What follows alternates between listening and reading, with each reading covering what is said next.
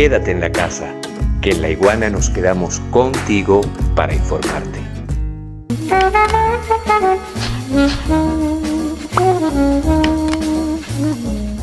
No se trata aquí solamente de decir eran tantas lanchas, tantos mercenarios, tenían estas armas, tenían tantas camionetas. No.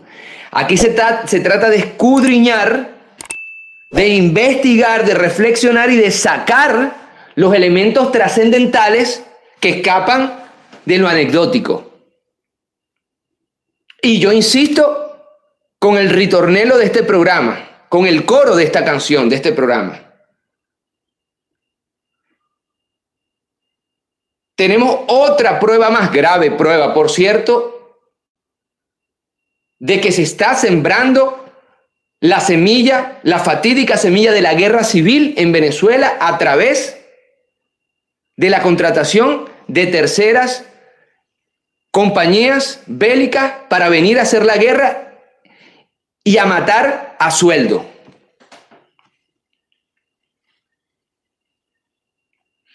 En ese contrato es una especie de matrimonio demostrado, público, de matrimonio que hace la derecha venezolana más radical, es decir, Juan Guaidó, con los grupos extremistas que han sembrado guerra, desolación en países como Irak, como Afganistán, como Siria.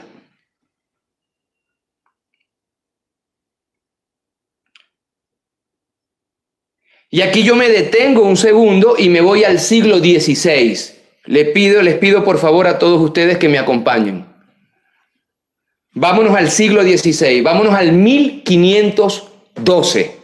Y ustedes me dirán, si estamos hablando del Caribe venezolano, de una incursión de mercenarios en las costas venezolanas en pleno 2021. No. Vámonos al 1500 para entender, a través del libro El Príncipe de Maquiavelo, el concepto de mercenario.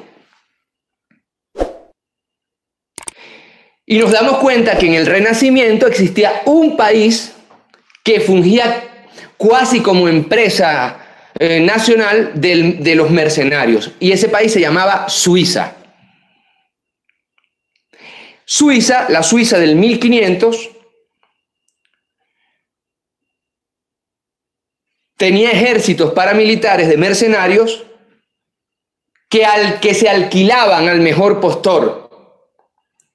Y es así como, por ejemplo, Italia no es lo que nosotros conocemos en estos días. O sea, no es la península itálica que desde el Piamonte en el norte, llegando a la isla de Sicilia en el sur, era un solo país. No, Italia eran principados, reinos, ducados, repúblicas como la de Florencia, señorías como la de Turín, y cada uno eran pequeñas ciudades-estados.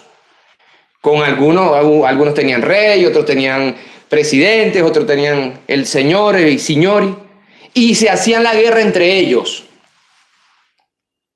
Pero esas, por ser ciudades, estados, y no estados-naciones, que vendrían más adelante, ya Italia como tal, por cierto, al final del siglo XIX, 1800, para hacerse la guerra, por no tener ellos ejércitos nacionales, tenían que alquilar ejércitos de mercenarios, tenían que contratar ejércitos de mercenarios.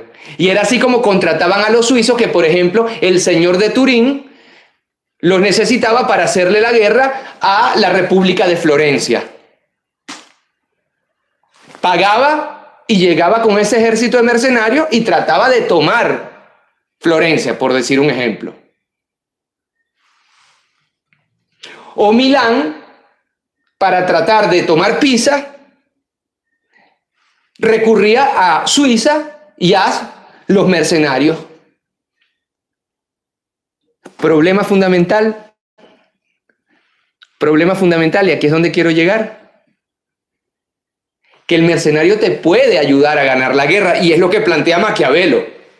El mercenario te puede ayudar a ganar la guerra, pero después, ¿qué garantías tiene que las armas no se vuelvan contra ti? Porque el mercenario no tiene patria. Porque el mercenario no tiene una identidad, no tiene un símbolo que lo arrope, una bandera, un sentimiento. El mercenario actúa única y exclusivamente por dinero, por pago.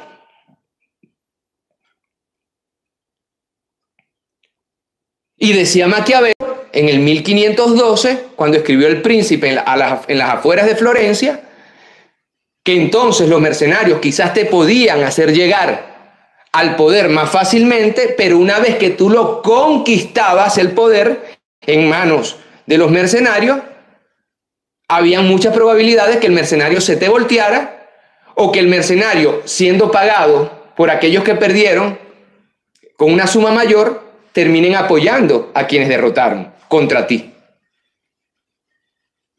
De ahí el concepto fundamental de guerra civil, de caos programado.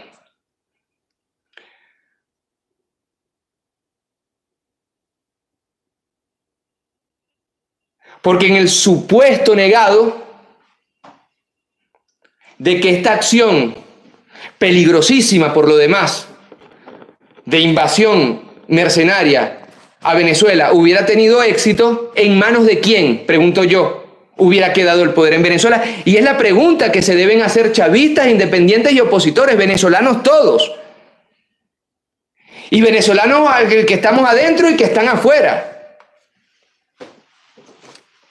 ¿Qué hubiese pasado en el supuesto negado que estos mercenarios hubieran llegado, asesinado al presidente de la República Bolivariana de Venezuela, asesinado, Dios lo salve, a un ministro de la Defensa, asesinado a diputados de la Asamblea Nacional,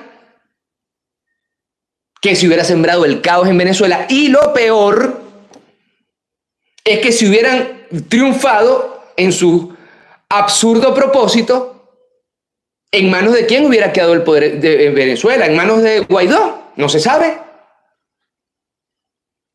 ¿Puede Guaidó confiar en unos mercenarios? No se sabe. De hecho, los mercenarios traicionaron a Guaidó dándole una entrevista a la periodista Patricia Poleo, porque no vieron los 212 millones, ni siquiera vieron el adelanto de $1.500.000 que Guaidó no les pagó. No quisiera estar yo en estos momentos en los pantalones de Juan Guaidó, que quedó con una deuda con unos mercenarios que terminaron siendo algunos asesinados en su intento de invasión y otros apresados y otros andan por ahí. Y Guaidó nunca cumplió su contrato.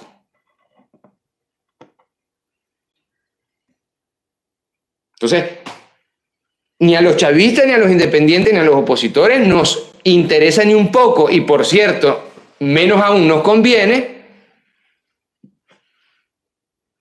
que los problemas en Venezuela de ahora en adelante y las vicisitudes políticas se resuelvan a punta de mercenarios, como si tuviéramos en la Florencia, en la Italia, en la Europa del 1500.